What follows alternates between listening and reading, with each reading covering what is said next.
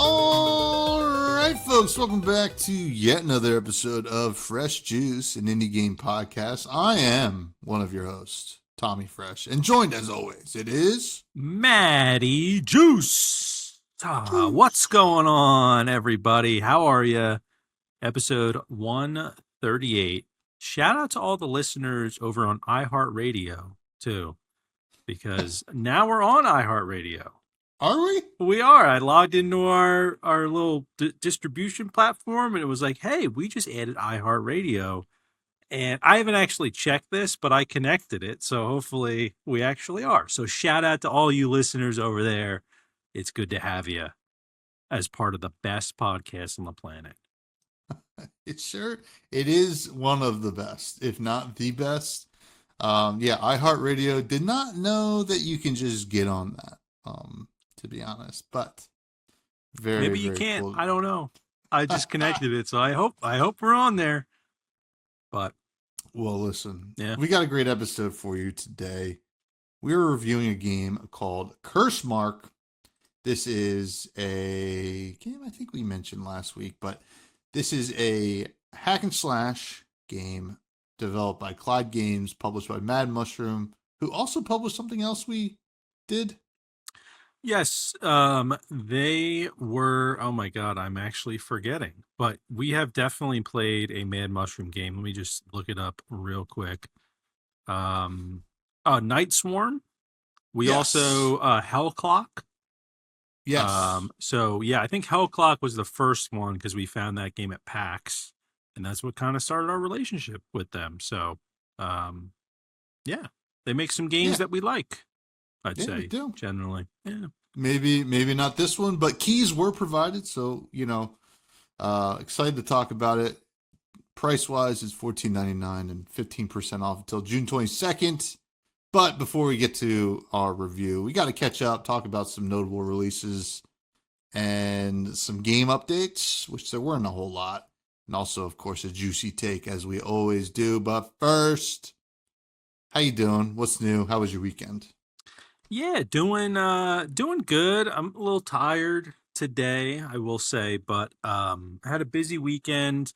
On Saturday, I was working on a RuneScape Dragon Wilds video. I know I mentioned this before the show, but just for the listeners to know, I'm kind of working with Jagex a little bit now on a few videos. So I was working on one of those, recorded for hours. And I was planning to edit it also on Saturday. Went to go look at the recording. It was all choppy, and I was very upset. So I took a break on Saturday and waited till Sunday, tried a little bit more recording, fixed what the issue was, and then on Monday finished up the video. Tried some new things as well in the video. I'm kind of learning this editing software that I'd never really used in the past. And it's got a lot of flexibility. So I'm excited to try out some new things.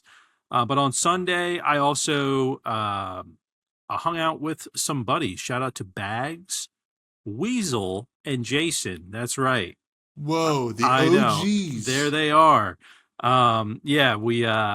We meet up every year around Christmas Eve, Christmas time, to go have dinner. These are like, buddies that I've been friends with since I was a wee lad. And, we decided, we're like, why do we only do this Christmas time? Let's make some dates throughout the summer, hang out a little bit when we got a little bit of time.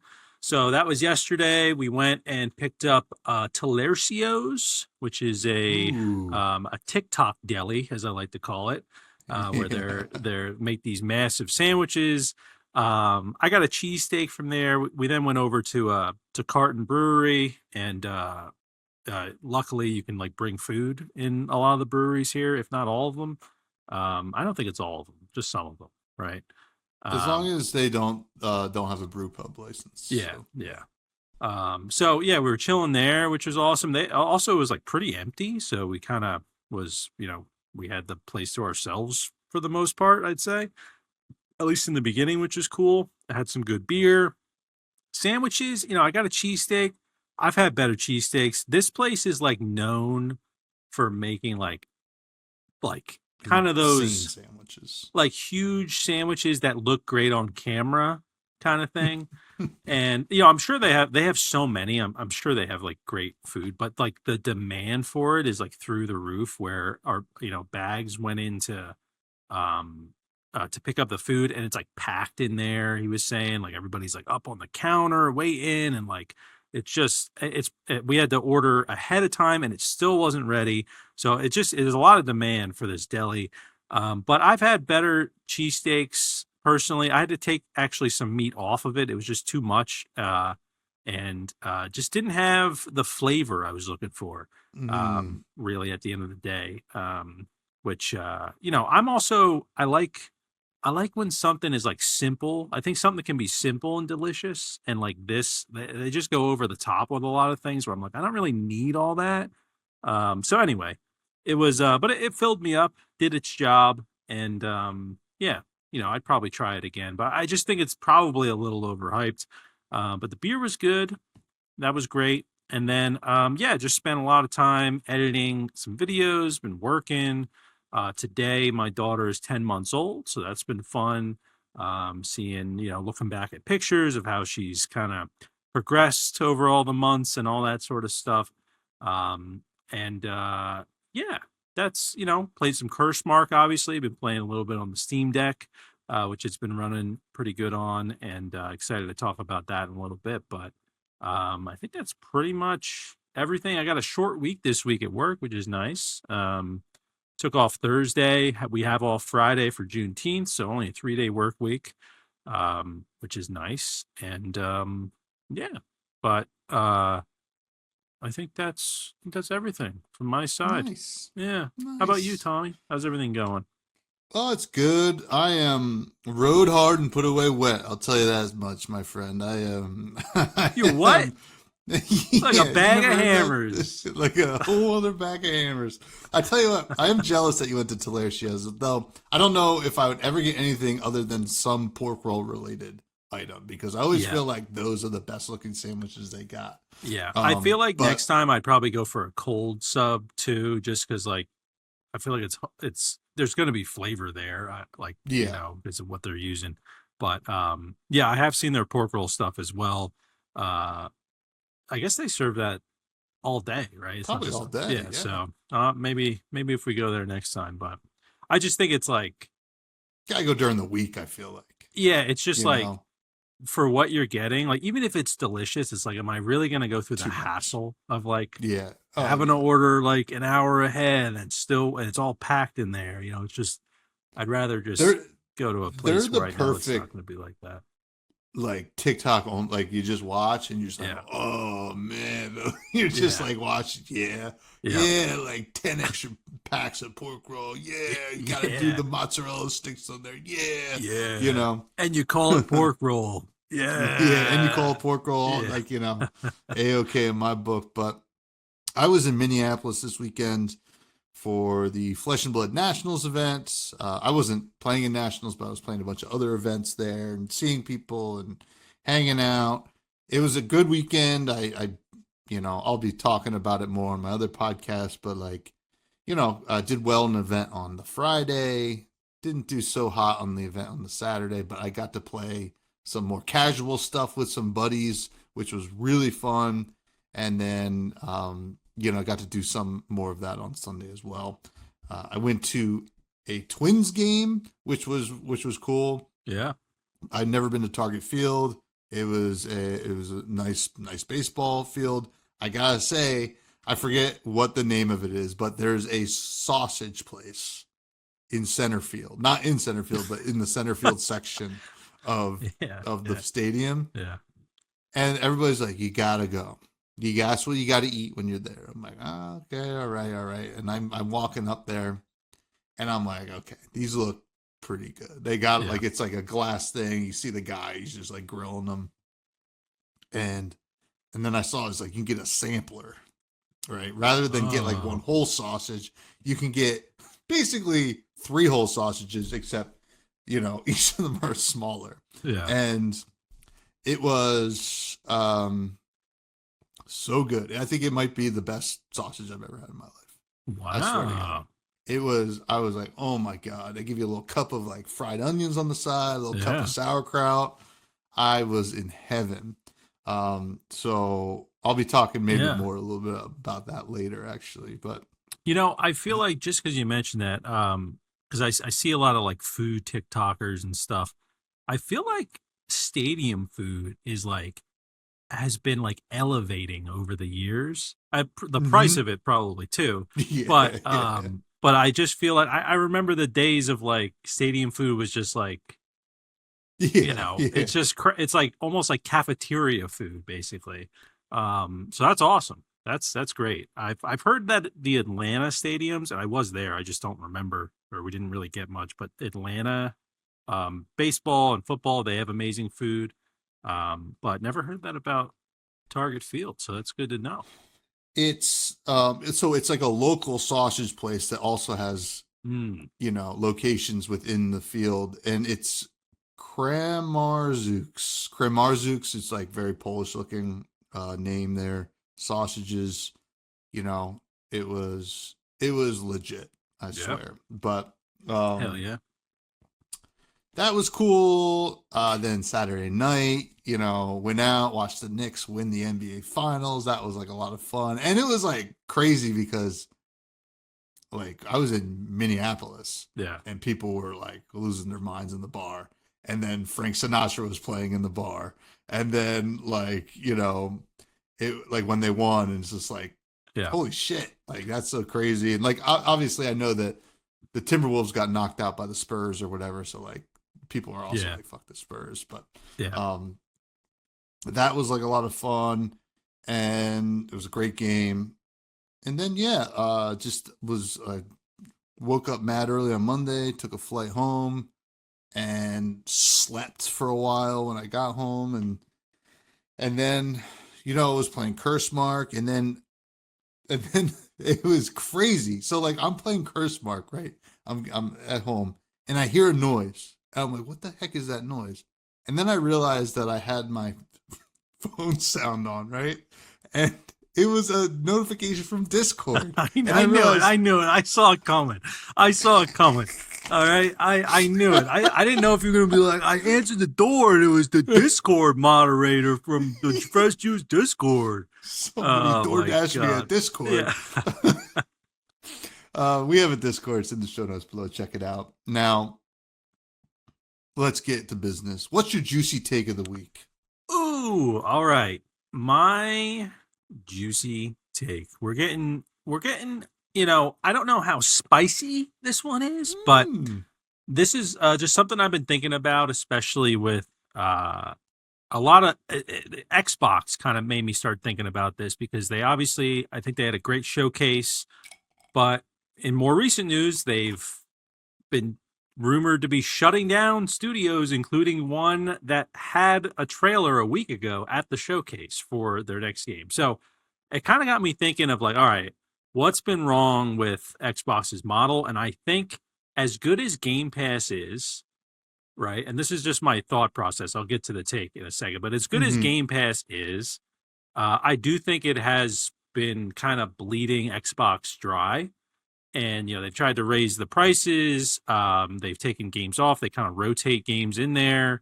But I think that what has happened, and this is the juicy take here, is that I think subscriptions in general have kind of ruined the idea of what a game is worth.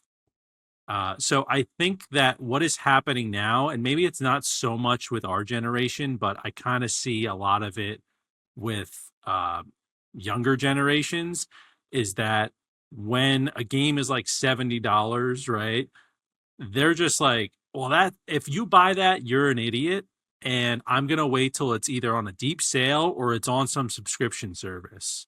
Hmm. And I just think that as good of an idea it is to have a gaming subscription service, I feel like it ends up not really helping out indie devs and also AAA devs, where now I think it's like we think about, oh man, remember when you used to buy a game and it was just the complete game. People kind of brought this up with like early access and all that sort of stuff. And I think that adding this subscription layer has kind of made it even worse in this longer run. It wasn't like exactly visible when they first announced Game Pass, or we talked about Indie Pass, a few episodes ago, and there's other subscription services, EA Play, things like that, where I feel like it's just it does make things more accessible, but it also means that these developers probably aren't making as much money, and Hmm. we see a lot of closures, I think, because of that.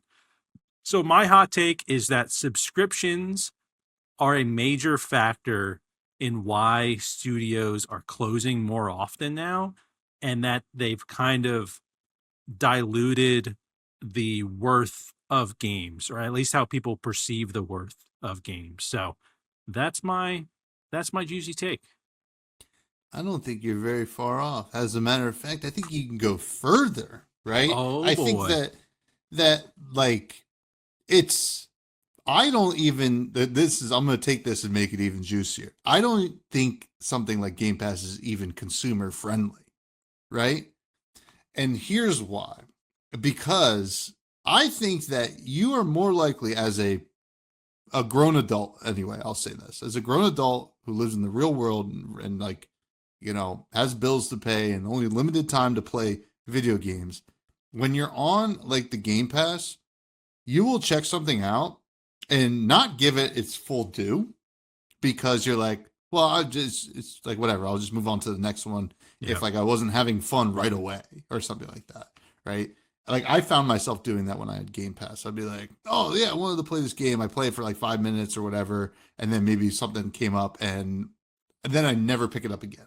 Yeah. And I don't feel bad about it, but like also I should be getting something for my money. So rather than having like a good experience for my money, I'm getting a lot of mediocre experiences or less than mediocre experiences back to back to back to back to Yeah. back. So I don't even think you ever get your full money's worth out of the subscription, right? Like Yeah. unless you're really committed to it. I think there probably are people, and people will probably hop in, the comments and say like, I get it. I'm sure you do, but I'm saying I think in general a person who only has X amount of time is not going to get their actual money, and they're kind of losing money in a way by paying every month. And I think you also hit on a good thing here with, I think, subscription services, especially streaming services. We want to take it even further into like film and television. It's like, there used to be like some kind of risk to like putting out a movie. I think there always will be, but like now you just see like just slop get put out, Yeah. and it's just on a streaming service, but people are watching it or whatever, but like they're not getting any enjoyment, but like they're not that mad about it because like whatever, it's like I just have a streaming service. Instead, you could have been like, I am going to buy my $15 or whatever $20 movie ticket and get a good experience from a movie I'm really excited about, and stuff like that. Yeah. So I just think in general these subscription services, because we're at the point now where we have a billion of them, right? I forget what content creator went on the rant, but was like, why do I have to pay 10 different people $200 a month just to live? Yeah. It's like Yeah. insurance, phone, all of my different subscriptions, boom, boom, boom, boom. It's crazy. So It I is. like this take. I like it.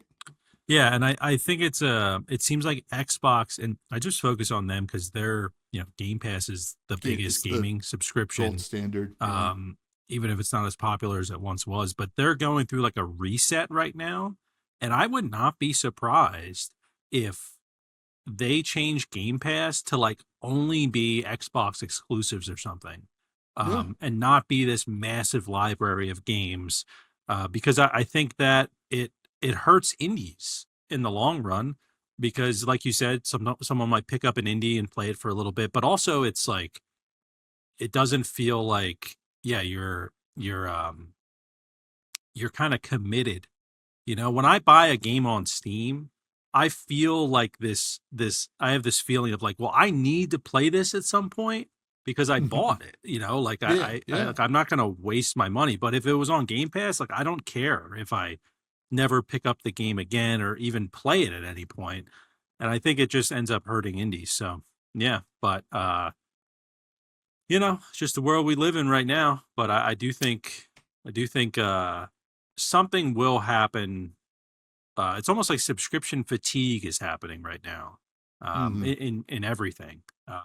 So I don't know. We'll see. But and also, it's a great time to announce our Patreon. No, Patient. Yeah, yeah, yeah. We're yeah, actually going to not free to play anymore. yeah, We're going to be subscription based for our podcast only. yeah, Uh, yeah. Jokes, of course.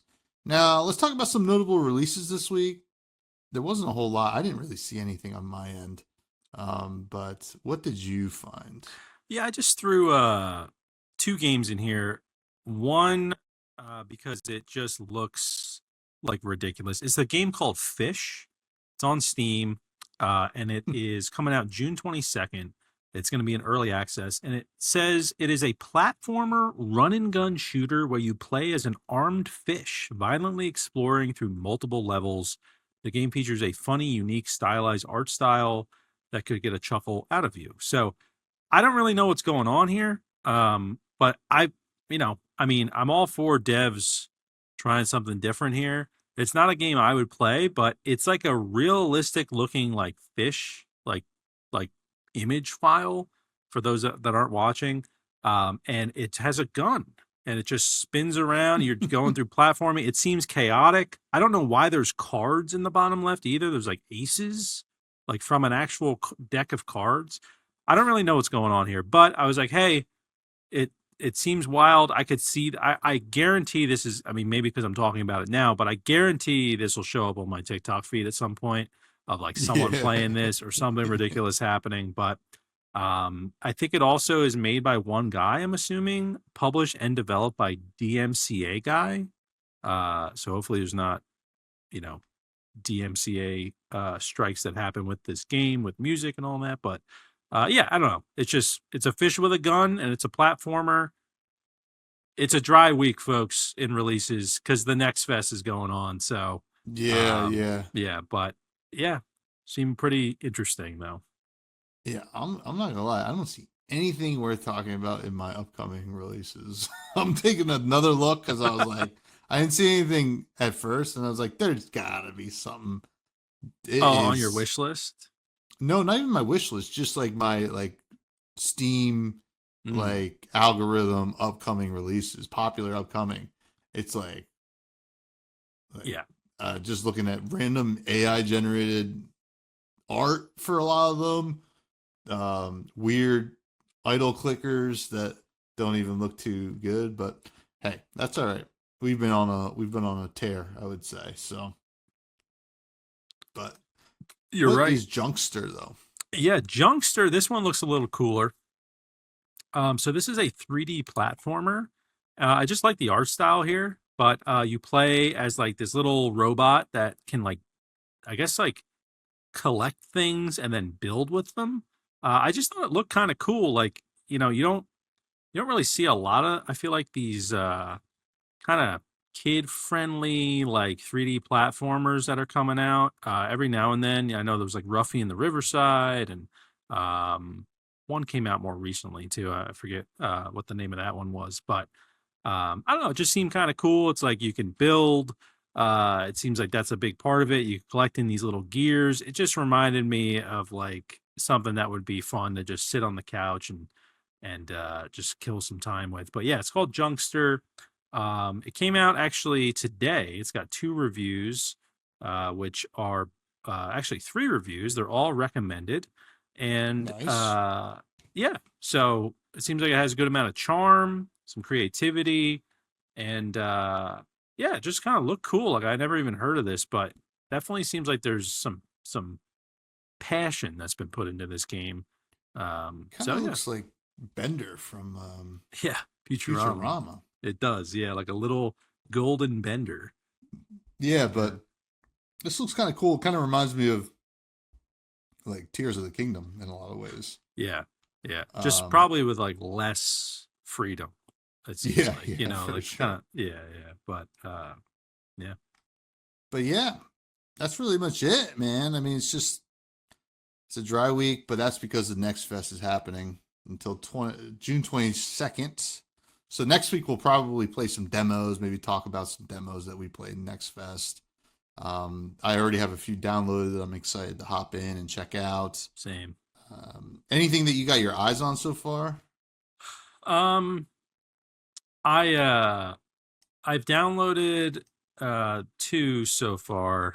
This one I kind of got like early access to, so I've already played it, but it's called Deep Dish Dungeon. It's Ooh. it's a survival. It's not like a full survival game, but it's like an exploration game where um you're kind of navigating these puzzle. It's co-op as well, like these little puzzle dungeons, and obviously there's like things you can cook. It's like centered around cooking, but it's not like a cooking game. If that makes sense. It's cooking is kind of secondary, I would say. Um, and so I downloaded this one. This one's fun. I played it solo, but I think it could be fun as in a group. And then the other one I downloaded, what is the name of this one? This one I am not expecting great things from. Uh it's called The Left Behind. It is a solo co-op survival game as well. The demo does not have good reviews at all. But I'm interested to like check it out just because it's in the genre that I like. And I don't know, I kind of like making videos on games that aren't that great because I like giving feedback of how I think they could be better. I actually put up one more recently of a Western survival game, and I had some great comments, some great feedback on that of people that were, agreeing with how the game could improve, and they brought up some great ideas. So I think a video like that is like more beneficial to a developer than like just someone saying, "Oh, this is great. I love this." So I don't know. I'm excited to play it, but those are the only two demos I have queued up so far. I haven't really looked at other ones yet. But I'm sure I'll get to some more. But anything for you that you are excited to try out? Um, so I got the Ascenders Beyond the Peak demo. I haven't cracked it open yet, Yes. um, but that one looks really cool. That one I'm pretty hyped for. I'm hoping the demo is pretty cool. I haven't looked at any reviews or anything like that, but um, this game just in general kind of looks cool to me. And then Another Door is another one that I have downloaded, which is Yes. like a party roguelike game. So that one kind of seems cool. I also saw that Ribbit Rogue is getting a demo for like a full Steam release, and that was a game that I played on the Playdate. That Oh, was originally developed for the ah. Playdate. It looks like it's finally I getting sent you a a video on nice. this one, and Yeah, you said you yeah, had played it. Yeah, that's cool. yeah. It's a good game. So I mean, I can't see this being worse. It probably only better on Steam. So that one, I don't know if I'll get the demo, but I might just like wait till the full release because I get the gist. But I would recommend it for Yeah. anybody who's into it. Shroom and Gloom has a Hmm. demo, but I had already played that demo. And that's a game I am really excited to be playing or to for its release because the demo was sick. Such a cool art style in that game too. Oh yeah, Yeah. yeah. It looks like another Devolver kind of like banger. Yeah. A lot of roguelike deck builders are showing up in my feed. Um, this one kind of looks cool, but Golden Swirl kind of looks neat. But Golden Swirl? yeah, it's a Oh. oh no, it was already out. It just has a demo, I guess. Okay, Or gotcha. oh no, wait, no, it's not out yet. The demo's been out for like a few months or almost a year now. But AI generated though. What's Oh. going on there? Yeah. It says they're small draft icons where they Oh generated well, they better. those, but Seems like they could probably s- change that. that reminds me, I saw an article, not the biggest like Kotaku fan, but they had an article about I guess there's an extension or a plugin you can get for your browser that like automatically doesn't show any Steam game that has an AI Oh, disclosure. interesting. And they were saying that there are a ton of them in the next fest. Yeah. So, I mean, however the listeners feel about it, just keep that in mind. Like, it seems like there's a good amount out there that has been using AI. But just because they use it in the demo doesn't mean they'll use it in the full game. So, you know, Yeah. yeah. Yeah. I mean, I'll tell you what, I've been looking at a lot of these Steam Fests. Like some of them just look like straight up copies of games that we already reviewed. Yeah. I saw one that was like, is this just a straight up? I don't even know what it was called because I kind of saw it and kept going, but it looked like a straight up copy of Nine Kings, Wow. which is a game that is still like very popular. Um, yeah, but you got people are trying to make a buck here on Steam, which is okay. So Is it okay? I I don't won't know. stand for it.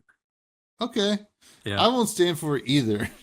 I mean, I'll tell you what. I mean, like, the AI thing's crazy. AI thing's crazy. We've talked about it ad nauseum, but I know somebody who's like famous now that I used to work with that is like, I mean, I wouldn't say like famous, but like has gotten like internet fame that I used to work with because they use that Sunni, Oh, the um, music thing? the music thing, which I mean, I personally think is a total affront to music. Yeah. And Agreed. his one song is like so popular, like famous people are lip singing it on TikTok and stuff like that. And Oh. yeah, R.I.P. and Oliver Tree. yeah, I know. Rest I in peace, know. Oliver Tree. That was sad. That's very That was sad, yeah. sad. But But he did yeah. not use AI. No, he was a Yeah. very, Yeah. creative person. But Yeah. I agree. Whenever I see those ads for the Suno thing or whatever, uh, I just am like, what are you doing? You it's so know? funny. What are you Yeah, doing? because the guy I know, like when there's people using that song as like a sound in TikTok, he'll repost it and then be in the comments like, please credit me. Like you didn't yeah, whatever, you wrote the lyrics, but you didn't make any of that music. like Yeah. like Yeah. people don't care about the lyrics. They care Yeah. about how like this little pop song that was generated. But yeah, Yeah. anyway, that's all right. Well, we'd That's like all to right. announce our fresh use album now. Album, yeah, yeah, Yeah. And totally generated by um podcasts. yeah, We no, just we clipped together a bunch of podcasts. listen, we've got some songs out on the internet, folks. No AI used. Okay. No So AI, we'll just leave it and like that. it is obvious. It is very obvious, but um, nobody could think of that. No computer could think of the things we were saying. That's true. But anyway, don't be. I mean, I think people found it at one point anyway. Yeah. But let's talk about some game updates. There's not really any huge game updates, but Forbidden Solitaire got a free art book, which is pretty Yeah. cool. It is cool, it's just a free digital art book over 50 pages on the making of Forbidden Solitaire. So awesome for them to release that totally free. Um you don't see that too often these days, but yeah, they give a little preview here. I don't know, pretty cool. I actually, it would have been awesome to have this when we did the review, but Mm-hmm. so cool that they released it totally free. So shout out to them. Game was so good. I still think about that game. It was I such still a got to good finish time. that game. Yeah, Oh, you'll be able to I bang it will. out. Yeah. But let's talk about a game we do need to review. That's Cursemark, folks. As I said before, it's developed by Clyde Games, published by Mad Mushrooms. It's on Steam at $14.99, 15% off until June 22nd. And we did receive keys, which we got to be better. I mean, I got to be better about mentioning it for sure when we do receive keys. But Yeah. we always try to approach these games with an open head. Anyway, open mind, open head. I don't know, get slashed in the head. Open head. Yeah. But it's a hack and slash, or that you hack, slash, and cast your way through a haunted kingdom brimming with secrets where no two builds are ever the same. As a cursed mage knight, you will unlock devastating spells, equip ability transforming runes, and reforge your curse on the path to victory or death in this fantasy action roguelike. So, what's the deal with this game? You are this dark fantasy kind of knight looking guy, and basically you have to go on this quest to, do whatever. I didn't really catch a lot of the story notes. They were a little bit Yeah. it wasn't very in depth, but basically you are going to have like a spell and like a different kind of defensive spell and then like an ultimate spell, and you kind of have to unlock all those. So that's what the gameplay is going to like lead you to do for your future runs, and then you're going to be able to kind of like do all these different kinds of builds and stuff like that. There's a lot of customization for your builds. Now, it's not, as far as I can tell, it's not procedural, right? Like the map is the same every single time that you hop in. So anyway, what did I think about the gameplay? I think that this is a fun experience. Overall, I kind of like that it is not procedural in the map, so that you kind of know what you have to go through and what you have to unlock each time. There's different kinds of currency that you have that go through in the meta progression, but you will lose all of your like runes and stuff like that when you die. But they get converted into that currency based on how many you collected, which is pretty neat as well. So I think that I'm blanking on the names of the actual currencies, but there's like a little like coin thing It's like that you use. Yeah. There's a tier. Like One of them's a tier. One's a tier, one's like a little like almost like gold nugget looking thing, and that you can use to upgrade things within the run to like make your run big, stronger or different. Use different kinds of synergies, or you can upgrade some stuff back in the base area as well before you go on another run. The tiers are used to kind of like unlock things permanently within the run for future runs, but like you use them during the run. Like you'll come across a section of the game that has been like cursed, and you got to use those tiers to clear that curse for future runs. So I was going through it, and initially I was like, okay, this is kind of like cut and paste a little bit, but then you start to get the runes, and you see all the rune slots you have for your spells and your attacks, stuff like that. Now you only start off with an attack and like one spell. You have to unlock the other slots, which, I felt like I prioritized unlocking all 4 slots first before like expanding the actual slots in each spell for runes. So once I started unlocking that, I felt like, oh wow, like there are so many different kinds of archetypes of like spells and stuff you can do. Like I found myself doing all like the poison builds, like to like make like the ultimate in the poison builds, like send out these like flies that would like kill your opponents and like turn them into a dust of poison gas or whatever. And then your attack would just like kind of poison. It wasn't like high like damage, but it would do like, damage over time, stuff like that. So I really liked the customization because there's still a lot that I haven't unlocked, right? I played for about 2 hours, did a couple runs, started unlocking things, getting further into the map. And the map is pretty big. You'll see how big the map is. The things that I didn't like about it were like, I think that some of the combat was like a little stale and not as dynamic as I was hoping it would be. But, I felt like there were times when like, I feel like I could just cheese some of these enemies. And that was like, whatever. Like I was happy to do that because it would progress me through the game, but it felt like not what it was meant for, if that makes sense, or meant to be. And so that is one critique I have of the gameplay. But other than that, I think actually the customization is like really, really the strong suit here. And also, like we play a lot of these kinds of games that are procedural, and the fact that this one wasn't, I really actually enjoyed that. Like more than I thought I would. I was getting ready for that same experience, and I felt that this was pretty unique in that way, where I was like, oh, now I know what parts of the map that I'm going to kind of target next time. I know where I don't want to go because I know there's a boss there and I'm not ready for Mm-hmm. it because my character's not ready.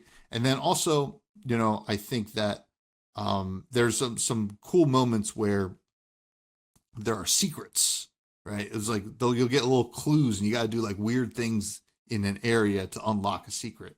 And I thought that was really neat too. Just anything like that is always a lot of fun. So overall, this gameplay I actually liked. I liked a lot. I think the combat itself was like whatever. I felt like it was pretty one dimensional. Like when you start doing the customization, it definitely feels better to like get like a kind of strategy going. But like off the rip, it just was a little bit like slash slash slash slash shoot from a distance, shoot from a distance. It kind of took a while for it to even feel like you really were working on a certain kind of build. But there's still a lot to discover. I think you just have to like if that's something that doesn't bother you at all, like you'll get through that first hour or so Yeah. into the full customization quickly. And it didn't really bother me that much. Obviously, I kept playing. So those are my thoughts. Yeah, I think I agree that there's a lot of variety with each run because of the runes and the different oh my god, I'm blanking on the name of the other thing. The talismans that you get. Talismans was like a Uh relic. yeah, relic, Yeah. yeah. And I think that I mean every time I played, I did a run, it was a completely different build. I was trying out different things. I also really like that they give you like a good size inventory, I'd say, for the runes so that it's not like you need to sacrifice something you already have equipped. You can kind of collect like runes as you go, and then there's even opportunities to merge runes together to upgrade them. Or well, there's upgrading runes, and then there's kind of taking two runes and then getting a new rune based on the lowest rarity of the two that you put together. So I thought that was cool. I got a few cool like legendary ones from that and rare ones. I was trying out like a lightning build, fire build, bleed build. There's a lot of fun you can have with all those different combinations that you can do. You can even do like just like a damage buff build. You did the poison build, which I did have some runes for that. I just didn't try a build for it. Um, and I think that it's a roguelike RPG is kind of what it feels like. Like I kind of got like Vampire Survivory kind of vibes, but like less, there's more, you have more control. Um, and there's not as many enemies, but then you're kind of going back to camp and you're doing different upgrades and you're, progressing the map. They put like, waypoints on the map of where you can go, what's locked, where you need to find a key. I also really enjoyed the secrets as well. Because at first I thought that the secrets were just for the room that you were in, so I'm like looking around. I'm like, oh no, it's not. It's like it's for another room. Like it could be another room that you find or another area you find. Even to the point where in one of my runs, I think there's a secret that like there's a room with a bunch of sunflowers and you have to chop all of them down and then you get a sigil for that, which is sigil for those that don't know is like a new skill that you can unlock Mm-hmm. back when you're at camp. So I cut all the sunflowers down, even though I didn't find that secret, and I still got the secret unlocked. So if you like start memorizing what all the secrets are, you'll just be able to start doing them. Since it isn't procedural, you can just like be like, oh, this room has this secret in it, or this room has this secret in it. And as I was reading the secrets, all I kept thinking about was Nicolas Cage in National Treasure when he's like, Iron Pen. It's probably because I saw that clip like more recently, but he's like, it doesn't describe the ink in the pen. It describes what was penned. It was on, like he started talking about a prison. I just kept like reading the clues like that for like where the secrets were, where it's just like, because they say things in kind of a riddly sort of form, where you need to kind of figure out what they're talking about. And I like that. I like the variety. I really wish, and I think it would elevate the gameplay if there was like a parry in this game, where it didn't feel like you have a dash, and so you kind of that's kind of how I felt like I would cheese some enemies, because especially there was a certain part where there's kind of these locked gates all over the place, and you have to open them from the other side, very Dark Souls esque. And once you get over to the other side, you hit a lever to open up the gate, but the enemies know you're there, so they'll start attacking you. So I just didn't hit the lever, and I just kept like you could just attack them through the wall, through the gate, and kind of cheese them that way. So I kind of wish that like that wasn't in the game, because it did feel like a little cheap. And I think it would be a lot of fun if there was like a built-in parry into the game, because it would kind of feel like there was a little give and take instead of like running away from the enemies essentially when there were too many or they were hitting too hard. Um so yeah, that's like the one thing with the gameplay that I wish there was. Maybe there's a skill or a rune or something that you can get eventually that has that, but I did not encounter it. And yeah, so I wish there was that. And then I think that the uh what I really enjoyed that you can find more healing potions or increase your health relatively often, I would say.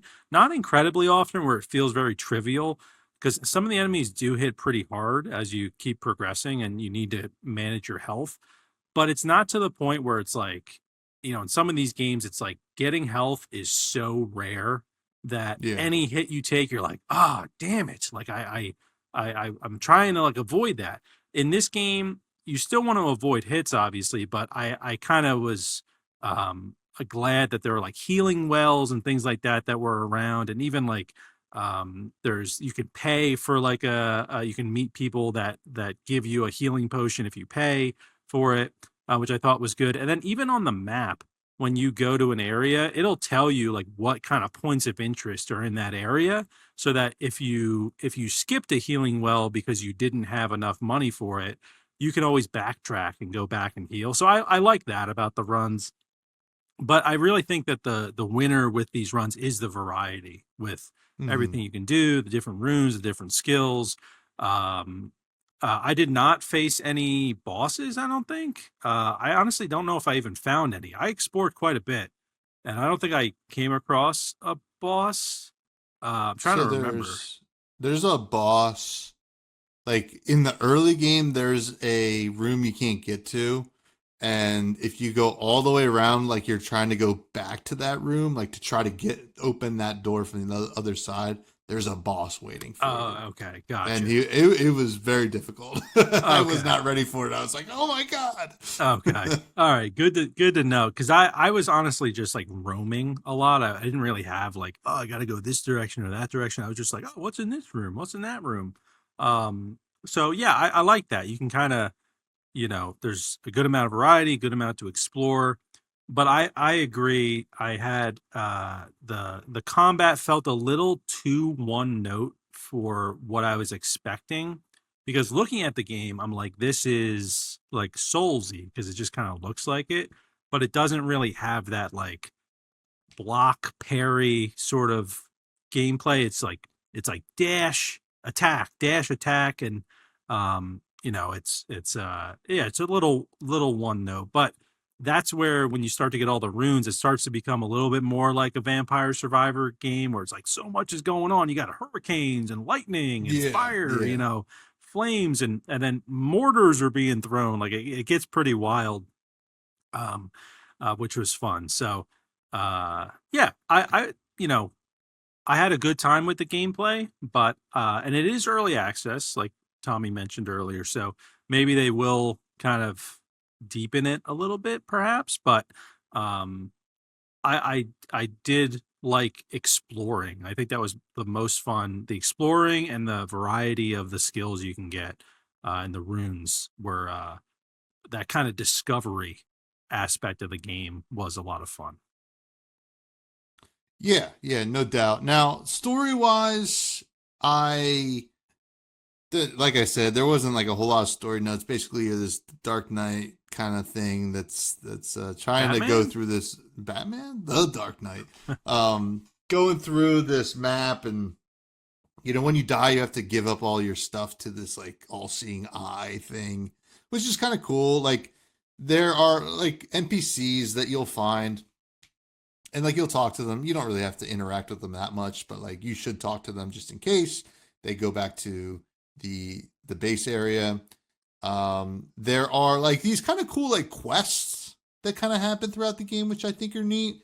Like you'll get to, at one point you get to like this area where you don't have the key to get in, and like it's a way more difficult area. So there's this guy there that you talk to, and he's like, you don't want to go up there, it gets a little crazy, but if you do feel inclined to, look on your map, I'll show you where the key is to get in there. Oh yeah, and yeah, and it marks it on the map, so like, okay, now I know to go there to get that, and then I'll next run, or maybe I'll backtrack and I'll go open up that area on the next pass by, which is cool because it also like forces you to progress in a certain kind of way, like, and it allows them to kind of keep things in a relatively similar difficulty level. But like I think that is probably the most cool story thing that's going on in this game. I don't really care about these characters, but I do like that kind of quest aspect, right? yeah, Like, hey, like, go do this, go, and like here's this like cool area, it's called the swamps of whatever or something, yeah. the Murkmire or something. Oh yeah, I died And there plenty. Yeah, yeah. So like that's really neat. Like they build like a pretty cool world. But it's not like chock full of lore, I would say, but it does like give you, a good feel for like this place, I yeah, think. But I would say it's nothing to write home about. Like I think that there are probably attempts at making this kind of game that are way more lore intense, right? Like, you think about like Dark Souls, right? Like there's so much lore there that people kind of get like it's too really much. obsessed with. Yeah, but yeah, Yeah. that's pretty much all I really got out of that on my end. Yeah, same here. I totally agree. Like, it's so cool to meet like a guy and be like, you don't want to go over here, but here's where it is in case you're interested.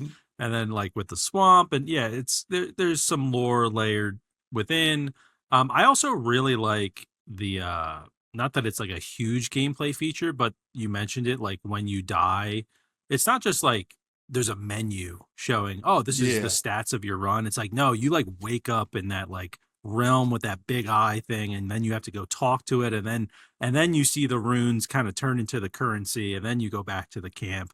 It's like that little touch there is like a cool kind of story Hmm. element where you're like, oh, like this is a weird world I'm in, rather than it just being kind of like a recap menu of your run. So that was really the only other thing that I wanted to mention with the story. Again, yeah, there's not really. We even have like the fact sheet that the publisher gave us for the game. There's like Hmm. no story stuff mentioned really. So if, unless they're planning to add more throughout early access, there isn't really a lot of story that they're kind of selling the game on, I guess you could say, right now.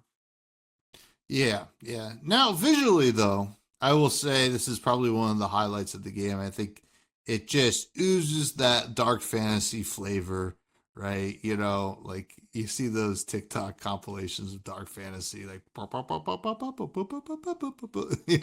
and Yeah. this is that kind of game, right? Like it has that vibe. Like the armor is just like, I don't even think it really changes throughout the game. As far as I could tell, it's just like you just kind of look like this dark fantasy character. And Yeah. it's really neat. And the different areas all look very very cool. Like, they're all very dynamic and vibrant, I would say. There are like moments when you're like, can I get to this place? And you can't, but like for the most part, you're just exploring, so it's not really Yeah. that big of a deal, and it's not like gonna like ruin anything for you. But it looks cool. Like I kind of like the top down. It feels, the pixel art is good. There are some times when things are hard to read, I would say, with the font. Though I didn't check to see if there was a option to kind of mess around with that in the settings, which I'm sure there are. I would guess most games have that nowadays, especially with pixel art. Um, but yeah, I think that this is a good looking game.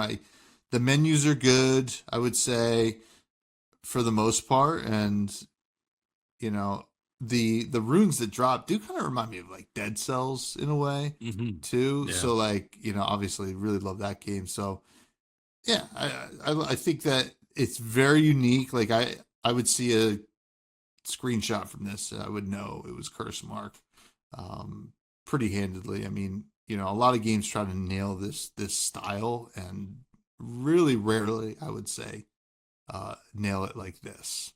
But what were your thoughts?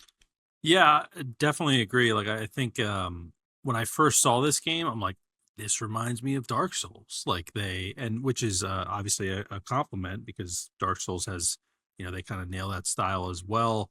But taking it in like the pixel art realm, I think they did such a great job with there's kind of there's always like little spotlight on your character. It's easy to like you won't like lose track of your character, especially when things are getting a little crazy.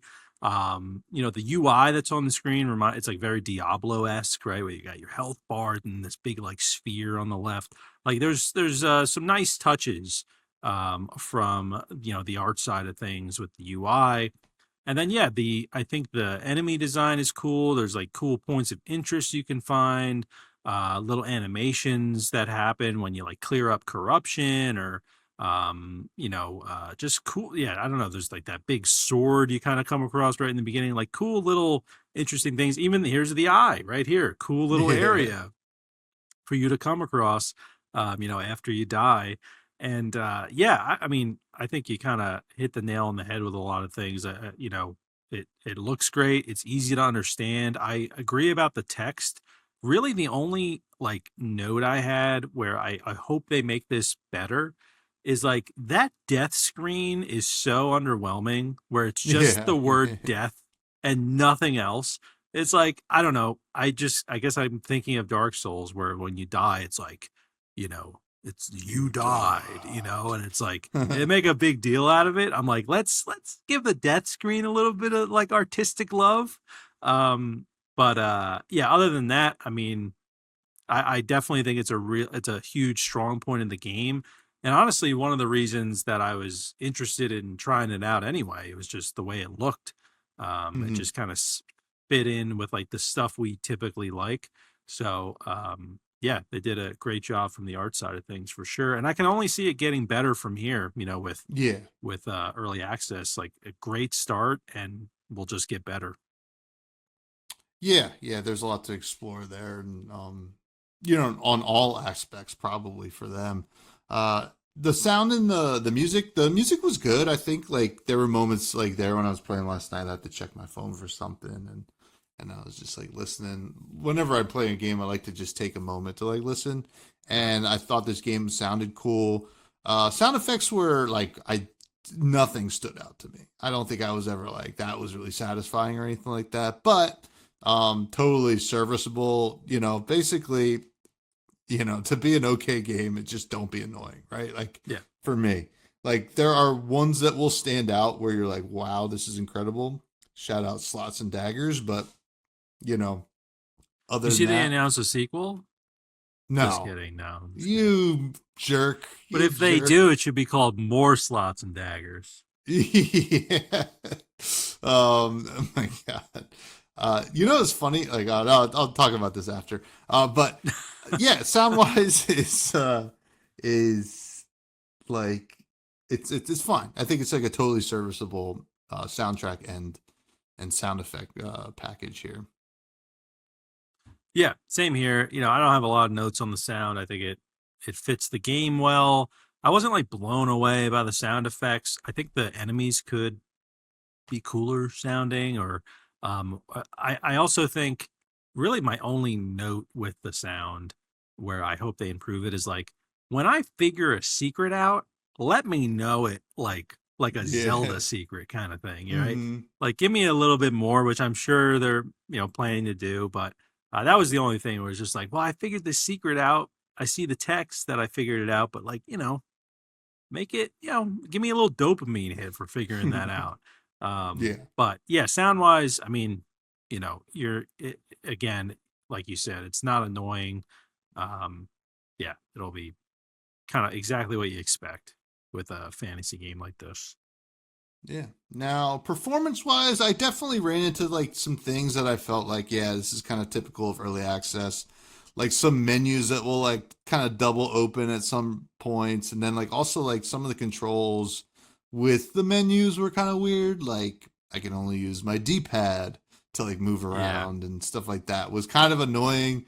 But nothing game breaking. I'm sure, stuff like that gets fixed pretty quickly in early access. So, and at this point, by the time you listen to this, they could have already been fixed. So, um, but did this come out yet actually officially, or are we still in early No, it, review? it's early access. Okay, yeah, Yeah, yeah, yeah. cool, cool. Uh, yeah. But yeah, that's all I mean, it worked fine. I was playing on the Steam Deck. I play a little bit on the Thor as well, and it worked fine too. Yeah, I actually I started playing this on the Steam Deck. I actually had some significant issues in the beginning where it kept crashing my Steam Deck. Uh Oh I would wow. launch the game, I would play it for maybe 2 minutes. I'd actually be in a run and then all of a sudden I'd see the Steam Deck logo and it had rebooted the Steam Deck. So that probably happened like 4 or 5 times. And then I updated my Steam Deck and it didn't seem to happen again. So I don't know if it Hmm. was the Steam Deck or if it was the game, but I know the game is early access. So it could be a little bit of both. And then I played on PC in my next session and had no issues whatsoever. But I agree. I think that uh, the cursor or whatever, it can be a little weird trying to select things with the D-pad. It almost seems like the game wants you to use a mouse and not Yeah. to use a controller at all. So hopefully they improve that. And I know typically controller support is like full controller support is usually brought a little bit later, so that could be the case here. But yeah, it was a little awkward navigating the menus. But once you kind of understand, the little quirks, it's not a big deal. So yeah, but yeah, that was it from the performance side for me. Yeah. That's going to bring us to our ratings, which are as follows. We're on a heater. What is this? 6 certified fresh juices in a row. 6. Yep. These are our bangers, the must plays, yada yada yada. A steal after that. These are good games that aren't quite great, but definitely good. We recommend them. And then on sale, these are games that like, yeah, maybe wait until it hits 1.0 or goes on sale or there's a big patch or something like that. Manager special, these are games that like wasn't really for us per se, but maybe you could be into it, or if it's like free to play, whatever, try it out. And then spoiled milk are games that we don't think anyone should play. What was Cursemark for you? So I am giving Cursemark. I'm giving it a steal. All right, I'm giving it a steal. I broke my streak at least.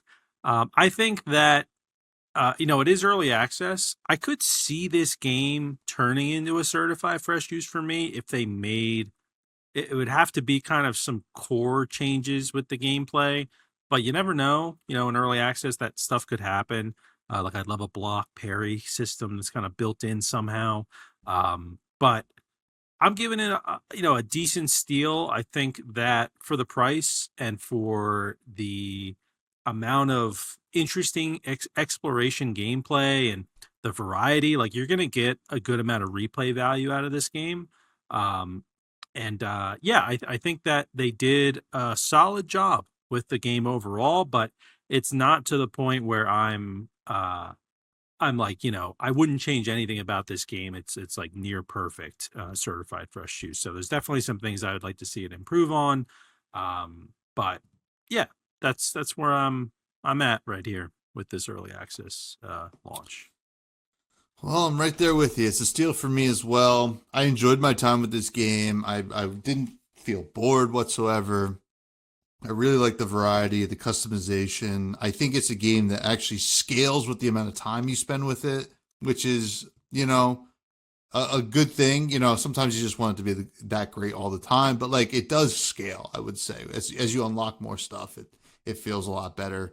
Like I would say in the beginning, I was like, oh, this is cool. Like maybe like high on sale, low steal. And then, now I'm at a solid steal with the amount of time I put in.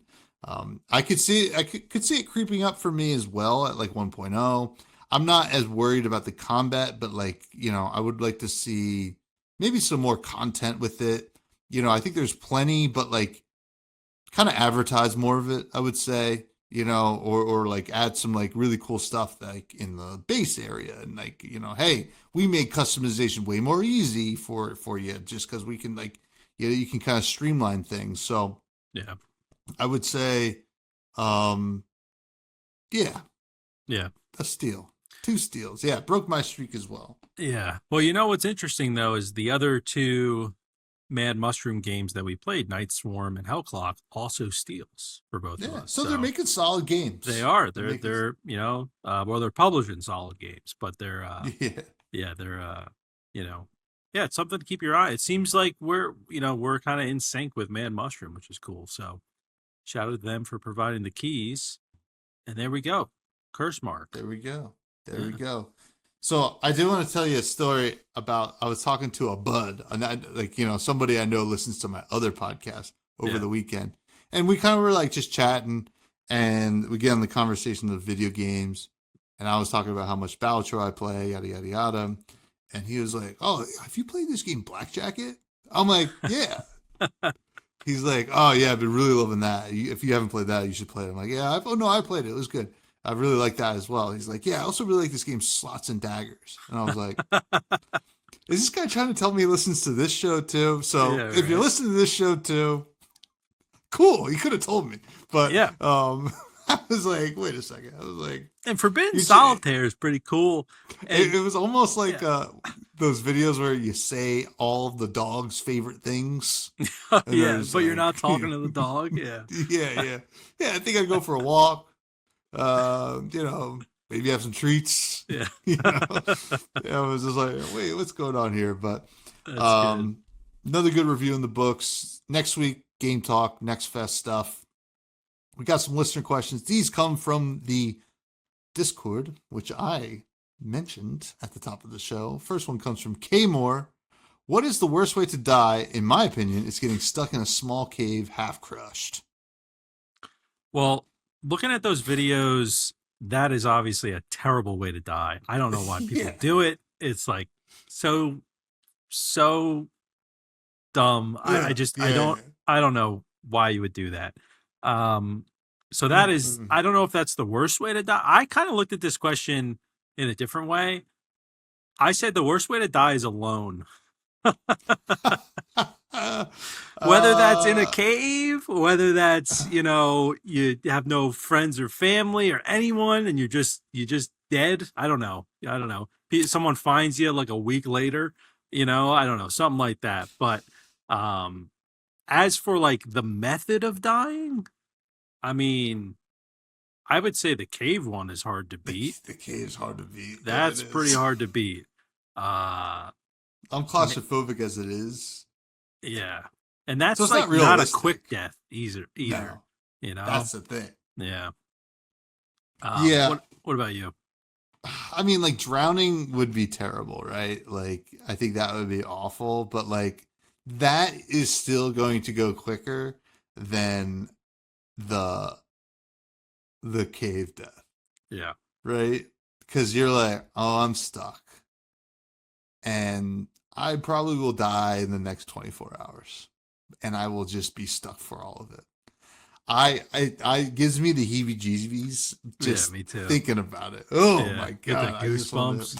I'm just like, no. I can feel air around me. That's nice. we're okay. Are you claustrophobic typically? Yes. Oh, you are? See, I'm not, but that still gives me the heebie-jeebies.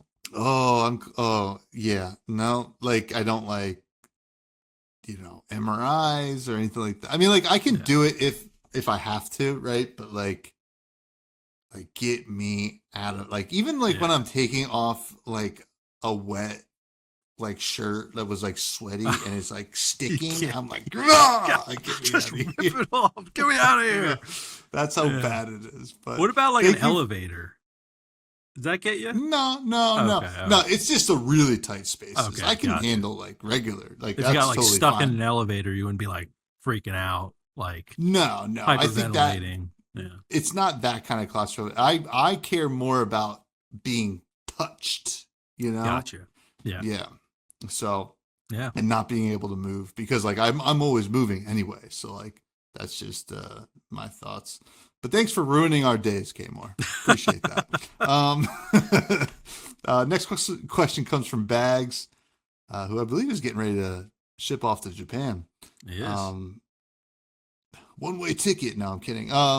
Besides Gauntlet Dark Legacy, LOL, what game do you want remastered or redone that hasn't been redone yet? Which also reminds me, we didn't talk about Ocarina of Time being Oh, confirmed because that yes. happened in between this episode and last episode.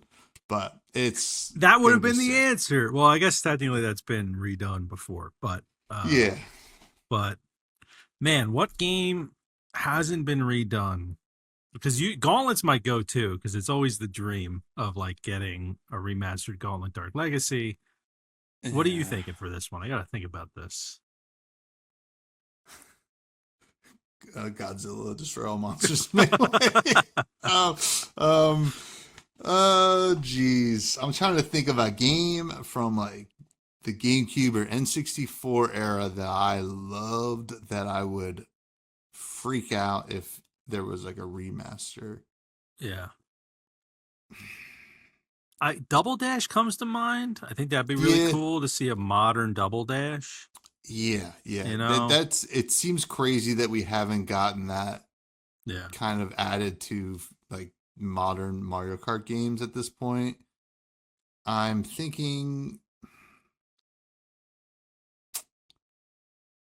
it'd be, I don't know if it would be that exciting, but if they took the original Smash, just the Mhm. original Smash, and somehow captured the like coolness of the original Smash and remastered it with modern stuff, like it doesn't really make sense because that's kind of what Smash sequels are, right? Yeah. Anyway, but like just to have it like, I don't know, that would be kind of cool. Yeah. I don't know. Would be. Yeah. Um, I mean, Yoshi's Story or Donkey Kong 64. yeah. Yeah. Yeah.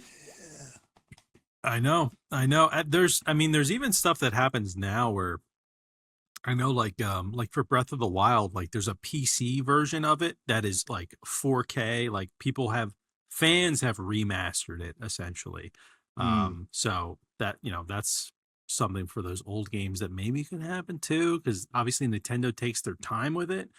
Um I just got to mention like I've always wanted a Gears of War, like the first three games, remastered collection. They've remastered the first game twice so far, um, but I would love two and three, especially three. That's the one. I don't think I've ever played a game more than Gears of War three, um, and I would love to see that remastered. There's like a PC port now and stuff that you can play that's like unofficial, but I'd love to see like an actual Gears collection, like what they did with Halo. That's probably my number one like request that hasn't been done before. Gears 2 and Gears 3, um, but it would be awesome. Like, yeah, I don't know why Double Dash they haven't kind of revisited that formula at least.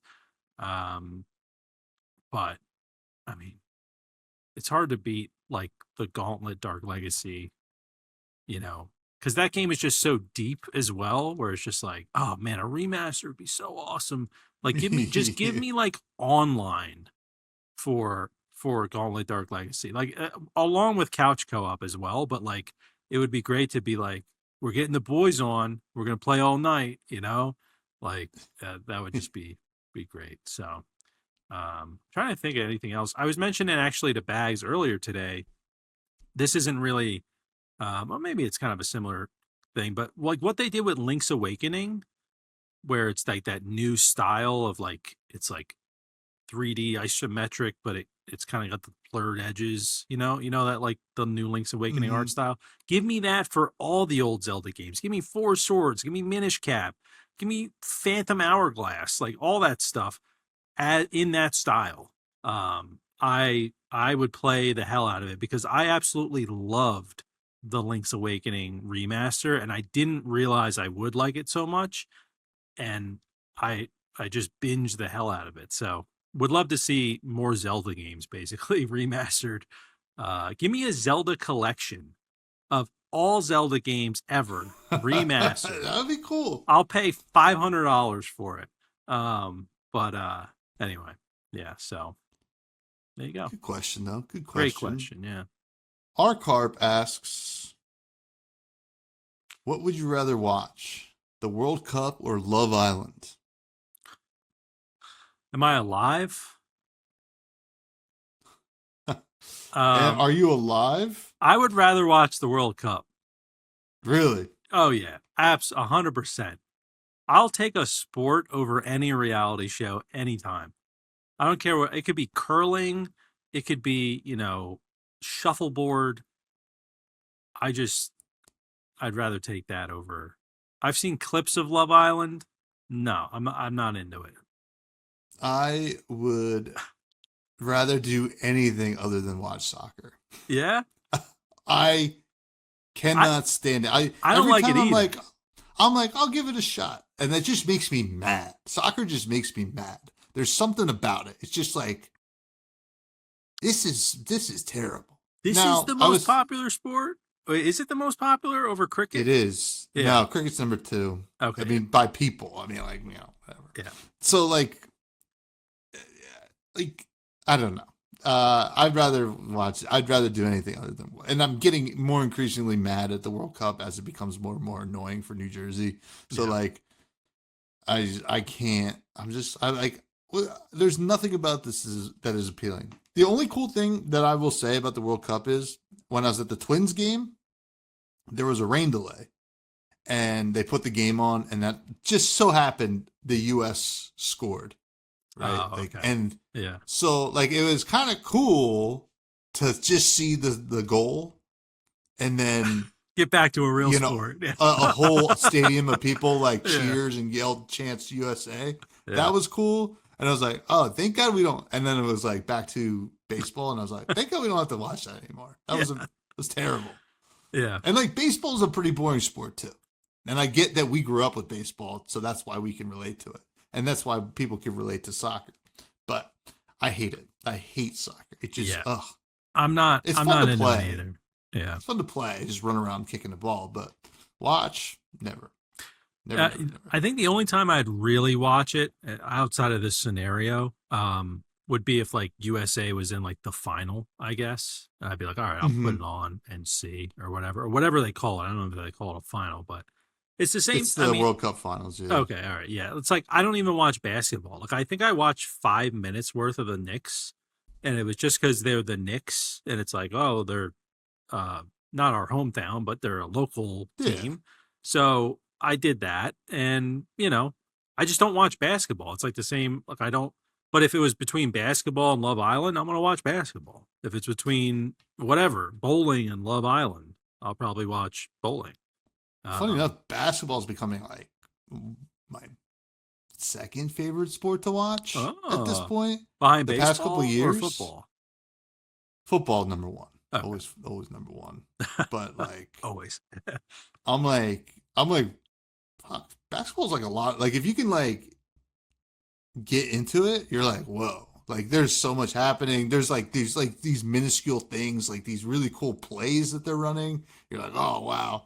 This is all the strategic, like basically real-time strategy that soccer thinks it has and then doesn't. But also, I just want to mention one other thing. I forgot to mention in my recap. I was in New York City on Thursday because I had to go to a conference for work. Which, by the way, I don't like going to the city. It smells like garbage and urine. It was also very humid. Whatever. But I saw 2 people with Knicks stuff on. And I'm That's walking. it? That was it. Oh, that's And surprising. and I was like, I'll always relate it just to like the Eagles or whatever. But I'm like, if the Eagles were in like going to the Super Bowl, you wouldn't be able to count the amount of people that were wearing Eagles gear. And not, obviously, I think New York's a lot bigger than Philly, Yeah, but yeah. I was like, I was Were in you in the like, financial district or? no, I was No. in like Midtown and like, Wow. I was walking by where people like live, it wasn't just like businesses. So I was just very surprised. I was like, but it was also the middle of a work day. Yeah. So people were probably working, unlike Philly, where people will just They stop don't working have when the Eagles jobs. go to or that, or when the Eagles are in the Super Bowl, it's like I'm off until they win. But I was just surprised because my dad was telling me before I went to the city, he's like, "Oh, just be careful because like people will get like crazy because the Knicks have been winning and like they're in the finals." Well, they only get And crazy after they win. yeah, I know. Well, Yeah. this was at this. I think they were up 3-1 at that point. I forget what it was, They but won. They won game 4. was If it game Wednesday? 5 was on Saturday, Friday. So yeah, they had just won game 4 if you were Okay, there yeah. on Thursday. So I figured it'd be like buzzing, I don't know, but it wasn't. I was very surprised. So It's possible everybody was sleeping in because that game went. I mean, it was late. True, but true. I saw yeah. more people with Yankee stuff than I did with Knicks stuff. Which Interesting. yeah, I've only been seeing people in Knicks gear for the past week, but I've also been in Jersey. Yeah, that's interesting. That's too, where all the New Yorkers live now. Yeah, I guess so. Yeah, yeah. So, interesting. Yeah. But yeah, no, it was very exciting. That game 4 was amazing. The biggest comeback of all time. But yeah, I saw the highlights afterwards but because I was asleep when it was in the first quarter. But yeah. Anyway, we have another question, like, don't we? Yeah, one more question from Capolo who asked, favorite city building game? I don't really play a lot of these, but I guess like Dawn Folk was actually my one I had the most fun playing. I was going to say the same thing. That or the that environment game, I forget what it was, where like you're building like the meadows and the forest. Yeah, Preserve. That was a cool one too. Yeah. But yeah, I don't really play those kind of games either. I don't find that gameplay loop appealing, but I know they're really popular. So yeah, who knows? Maybe one day I'll get into it, but yeah, just not into it right now. Yeah, but that's going to bring us to the rec room, where we recommend something that perhaps is not an indie game. What do you have to recommend this week? I was struggling to find something to recommend, so I'm just recommending RuneScape Dragon Wilds in general because I haven't played it in a long time, and I mentioned at the top of the show I was making a video on it, so I hopped back in to play it. They have made so many great quality of life updates and just expansions to that game, and they have a new one coming out in about a week. I think it's on the 23rd. And then it hits 1.0 in September. So I feel like they've had pretty good pacing lately of like releasing expansions and quality of life stuff up to release, where I felt in the beginning it was a little slow. So just want to give a shout out. I mean, I love, I've been really enjoying like old school RuneScape, but I love survival games. And I feel like it's a perfect blend of like what I love about RuneScape with that cool fantasy stuff. And then, and also kind of like the charm of it, but it's also a survival game. So shout out to RuneScape Dragon Wilds. I will also, if you listen to the show this long, congratulations, because I'll be giving away a key to RuneScape Dragon Wilds in the near future somewhere on one of my channels. So check it out. Yeah, key to the city. So just recommending that game. I think they've made some great strides, and it's great to see that they're going to be fully releasing soon. Awesome. Yeah. My recommendation is bratwurst. Nice. Because that's one of the sausages I had, and it was really good. I had a regular one, and then a spicy cheese one. Ooh. And then I also had like a Polish sausage too, and those were all bangers. Nice. Sausages are awesome. Yeah. So, how would you rank them? Spicy cheese, Polish, and then the brat. Okay. regular brat, but I don't know. That the spicy cheese was just the best. And Yeah. then the other two were just like underneath. It was like 1, 2A, 2B, kind of thing. Were they on buns or just plain? Yeah, on buns. Oh, okay. On buns. Nice. Yeah. Nice. So Beautiful. Yeah. Yeah, so that's gonna do it. You can all find me on Blue Sky at Fresh Buds Pod. I have another podcast. This week I'm gonna have Tyler Loose. The Loose is Loose. Loose Leaf TCG on the podcast. He made a whole website for people who like to cube in Flesh and Blood, and then also does like the online data set for Fab, and I believe contributes to Talishar, which is the online client. So that'll be cool. Got to hang out with him over the weekend. You can find us on all socials at Fresh Juice Pod. Where can people find you? Find me at Matty Gorm, GORM, on all the socials. I'll be posting some RuneScape Dragon Wild stuff there soon, along with potentially even some Next Fest stuff. So stay on the lookout for that. Hell yeah, Juice Heads. Yeah.